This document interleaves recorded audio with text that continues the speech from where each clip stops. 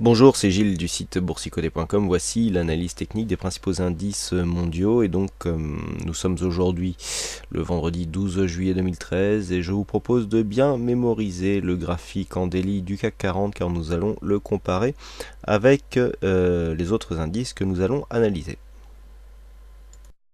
Nous commençons cette analyse avec le DAX, donc un indice allemand qui déjà propose une configuration différente avec l'indice parisien, puisque nous étions ici sur une phase de baisse avec une sortie bien plus précoce sur le CAC 40, alors que nous venons à peine de sortir de cette phase de consolidation sur le DAX avec ce joli gap haussier qui lui n'a pas été comblé alors qu'il l'a été sur le CAC.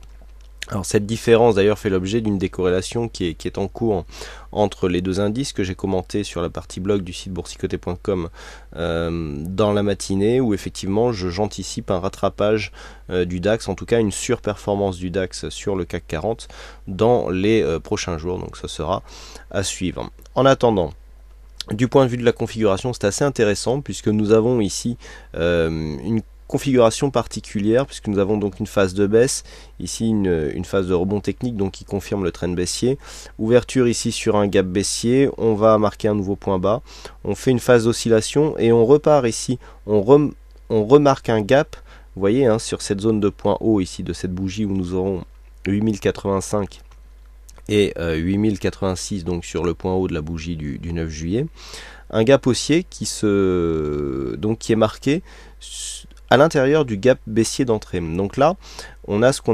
une figure en îlot de renversement. Donc c'est assez intéressant. C'est en général une figure qui est très puissante et qui devrait nous proposer un potentiel haussier assez intéressant. Potentiel haussier qui sera confirmé sur une cassure des 8286 points. D'ailleurs, c'est à remarquer par rapport au CAC 40 où nous sommes déjà en train de tester et en train de casser cette zone, eh bien nous sommes bien plus bas ici au niveau du DAX. Donc on voit bien que le DAX ici a un retard à rattraper. Donc si on quantifie ce retard, par exemple au moment où je fais cette... Enfin si on compare avec les cours de clôture, on ne va pas prendre avec les cours directs, on est à 8158 ici sur cette cotation, alors qu'on devrait être quasiment à 8280. Donc ça nous laisse un différentiel de 120 points sur le DAX, ce qui est un potentiel assez intéressant lorsque l'on fait du long short. Donc personnellement, j'anticipe un rattrapage du DAX par rapport au CAC 40 suite à la cassure que nous avons sur cette tendance baissière, donc avec la cassure de cette résistance sur un gap haussier, et vu le retard accumulé par l'indice allemand, eh bien nous pouvons donc anticiper une poursuite du mouvement haussier qui sera confirmé. Donc le mouvement haussier de retournement, l'îlot de retournement dont je vous parlais à l'instant, sera confirmé sur une cassure haussière des 8286 points, puisque pour confirmer ici cet îlot, eh bien, il va falloir venir casser ce dernier point haut significatif. Donc pour l'instant, je reprends un biais plutôt haussier sur l'indice allemand. Du point de vue des indicateurs, nous sommes plutôt haussier ici dans une continuité de rebond. Nous avions un début de rebond technique ici qui était apparu suite au point bas ici que nous avions connu le 24 juin. Donc la dynamique ici nous permet de casser cette résistance à la hausse. On est toujours en dynamique haussière sur les stochastiques RSI. Par contre, la baisse des volumes ici nous incitera à une grande prudence. Nous continuons avec le FTSE avec une configuration qui se rapproche un peu plus de l'indice français, enfin tout du moins par rapport à la tendance court terme. Alors nous avions eu ici une phase de baisse, on retrouve cette phase de baisse donc sur quasiment tous les indices. Par contre on avait cassé ici une zone de point bas significatif. Alors sur cette zone de point bas, une petite explication, on avait tracé un report d'amplitude ici sur une cassure de cette zone, et c'est là qu'il est important aussi de travailler un petit peu les corrélations. Pourquoi ? Parce que nous avons effectivement une cassure sur cette phase, on le voit bien là, mais cassure qui n'a pas été confirmée par les autres indices, notamment le CAC, où on a vu ici une attaque beaucoup plus faible, et le DAX qui est resté bien au-dessus. Donc là, il est intéressant sur ce genre de configuration, par exemple, de bien identifier les points clés, notamment ici avec ces zones de points bas, et de bien vérifier que une cassure sur un indice pour jouer justement les stratégies breakout soit aussi valable sur les autres indices. Et là, nous avons vu que sur cette cassure, eh bien, cette cassure n'était pas valable sur le CAC et surtout sur le DAX. Donc là, eh bien, nous avons une cassure donc, qui n'atteint pas l'objectif, mais ça s'explique. Nous sommes donc sur une phase de retournement ici par rapport à la tendance baissière. Alors si nous traçons les retracements de Fibonacci, nous avons tout de même une dynamique qui est en train de se retourner. Vous voyez, nous avons ici la phase baissière avec les retracements, et donc nous avons attaqué hier le retracement des 61,8%. Donc il faudrait confirmer ici, mais on serait donc en phase par rapport aux autres indices. Alors vous voyez comment sur cette phase de hausse, encore une fois, l'indice commence à surperformer. On avait sous-performé ici sur cette phase puisqu'on avait accéléré à la baisse. Oui, et on revient ici, et la cassure de ce précédent, de cette zone de point haut significative, a été déjà actée depuis plusieurs jours. Donc s'il y a une cassure sur l'indice parisien, sur le DAX par exemple, on le validera plus facilement du fait qu'il a déjà été validé sur le FTSE. Donc nous sommes ici sur une phase de retournement, on est en train d'attaquer le 61,8, et il semblerait que sur une cassure ici des 6550, eh bien on ait un objectif de trade à 6875 qui représente le dernier point haut significatif. Du point de vue des indicateurs, donc nous avons un RSI stochastique qui sont toujours sur des dynamiques haussières. Alors attention, le stochastique ici qui rentre en surachat avec un MACD qui commence à plafonner, ça peut nous donner un signal de retournement.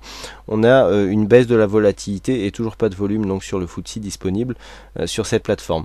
Donc là, du point de vue de cette dynamique, attention, parce que si on venait juste porter des attaques ici sur le 61,8 et qu'on commençait à plafonner, on pourrait avoir un retournement, hein, c'est ce que viennent nous dire les indicateurs, et dans ce cas là nous aurions un objectif direct qui serait à 6220 points, hein, toujours cette zone de support ici qui était une zone de support majeure avant ici cette cassure et donc la reprise. Vous voyez que les 6220 ont été significatifs là sur cette phase.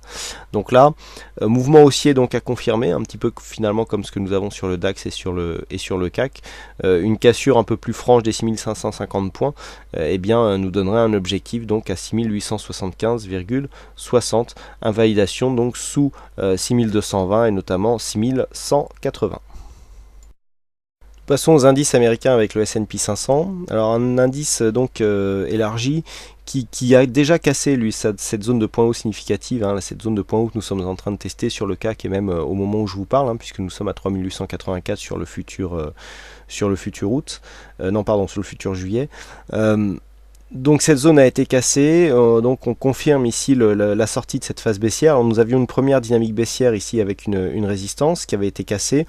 On avait retrouvé cette zone de support, marqué un point haut significatif, deuxième test de cette zone de support, et là la deuxième phase de hausse a été la bonne avec une dynamique très forte ici qui nous a permis de passer d'une zone à 1570 à 1675, donc un gain de 100 points donc sur le S&P 500, ce n'est pas rien, hein. Donc sur cette phase de hausse. Donc on casse ici le point haut significatif des 1654, on revient sur une résistance intermédiaire à 1674 et une zone à casser ici qui se situe à 1687. Alors sur le futur septembre, actuellement au moment où je fais cette analyse, nous sommes à 1671, donc on n'a pas encore confirmé une cassure de cette zone, mais il faudra surveiller là cette zone à 1687. Donc du point de vue des indicateurs, on commence ça ressemble un peu au FTSE avec un peu plus de dynamique sur le MACD. On est toujours en pleine bourre ici, en pleine dynamique sur l'évolution des histogrammes du MACD. On commence à rentrer en zone de surachat sur le stochastique et le RSI lui est toujours en pleine dynamique. On n'a pas de hausse des volumes et ça c'est plutôt embêtant pour une continuité de ce mouvement haussier. Donc pour synthétiser, l'objectif ici se situe à 1687, mais bon, vu la hausse ici, et la dynamique de hausse qui a déjà eu lieu et le manque de volume, il semblerait que l'on cale un petit peu sous cette zone des 1687 et que l'on s'affaiblisse dans une zone d'attente. Sur le Nasdaq, la configuration est légèrement plus haussière, hein, puisqu'après avoir ici connu cette phase de consolidation, le gap qui a été marqué hier est assez intéressant, puisqu'il a permis une cassure du précédent point haut. Donc c'est pour ça que j'anticipe une hausse, une continuité haussière sur le S&P 500, puisque nous avons ici une cassure de ce précédent point haut, donc qui correspond à ce que nous avions donc sur le S&P 500 aux alentours des 1680 points. Et bien nous avons cette zone qui a été déjà testée et cassée en clôture sur le Nasdaq. Donc la tendance est bien haussière. On a confirmé ici la sortie de cette tendance baissière depuis la cassure, donc en deux temps, hein, la cassure de cette résistance et la cassure de ce précédent point haut significatif. Cassure qui s'est faite sur un gap haussier, donc des signes de puissance un petit peu à tous les étages, et donc une dynamique bien en place. Au niveau des indicateurs, nous sommes assez haussiers, hein, une forte dynamique donc sur le RSI qui entre en zone de surachat, stochastique qui est déjà, et toujours une belle dynamique ici présente sur le MACD. Malgré des volumes qui restent dans la moyenne mais qui tendent à monter ici, donc ça, on peut avoir ici un bon signal sur le Nasdaq. Alors on est surtout basé sur des valeurs techno, hein, puisque c'est un indice basé sur les valeurs techno, le Nasdaq. Alors peut-être que cette dynamique, hein, sur les indices techno américains pourra se propager aux valeurs européennes qui pour l'instant sont un peu à la traîne, et donc ce qui pourrait nous provoquer un mouvement dynamique sur les indices européens. Donc là, belle dynamique, une volatilité en baisse qui est plutôt favorable au mouvement haussier. Donc on reste haussier ici sur cette phase, le surachat n'est pas encore trop marqué, on commence à avoir des phases d'exagération ici sur des dépassements de bol conséquents. Vu la phase de hausse ici, on peut s'attendre à une phase de consolidation. Alors si l'amplitude ici permet de provoquer une belle cassure, on visera un retour sur la zone ici 3037, 3053 en pullback, hein, pour confirmer donc ce mouvement aussi. Et puis nous terminons avec le Nikkei. Donc le Nikkei qui nous propose aussi un petit pattern de retournement. Alors nous avions ici cette phase baissière qui restait bien sous la moyenne mobile 20 exponentielle, et puis on a franchi cette moyenne mobile sur un gap. Suite à ce gap haussier, eh bien, nous avons une belle dynamique qui nous a permis ici d'inverser le flux. On voit bien ici ce resserrement des bandes de Bollinger qui se réécartent sous l'impulsion ici de cette phase haussière, hein, qui vient bien attaquer la bolle supérieure. Là on est sur une continuité haussière. Du point de vue des indicateurs, on est bien, mais on manque un petit peu de dynamique, hein, puisque même si le RSI continue à monter, on a un stochastique qui est déjà en surachat et un MACD qui voudrait se retourner. Donc attention ici à ne pas marquer un petit signal, enfin une petite phase de consolidation. Alors même si la phase de consolidation arrivait, ça pourrait être l'occasion de rentrer ici sur un contact, hein, sur une réorientation de la tendance ici, entrer sur un contact soit avec la moyenne mobile 20 exponentielle, soit nous avons aussi deux zones horizontales pour rentrer, à savoir ici cette zone des 14 000 points, et ici cette zone plus basse, hein, de zone de point haut intermédiaire, qui était déjà une zone intéressante sur la phase de hausse. Donc ici cette zone de point haut intermédiaire à 3550 qui pourrait bien se transformer en support sur une phase ici de consolidation en vue de jouer la continuité du mouvement haussier. Je rappelle que sur le Nikkei, hein, nous sommes suite à cette phase fait suite à une forte tendance haussière. Alors nous avions vu que dans la phase de consolidation on avait cassé le 38,2, mais on n'avait pas entamé la zone 50,61,8 et les cours se retournent déjà. Donc on était vraiment sur une phase de consolidation assez propre et somme toute prévisible, puisque nous avons quand même eu une forte progression ces derniers mois sur l'indice japonais.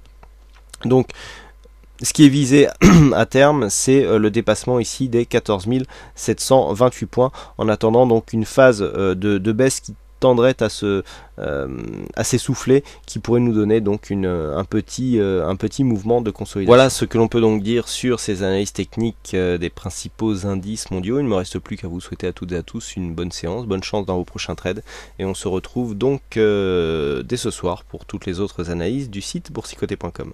Bonne séance à tous et à ce soir.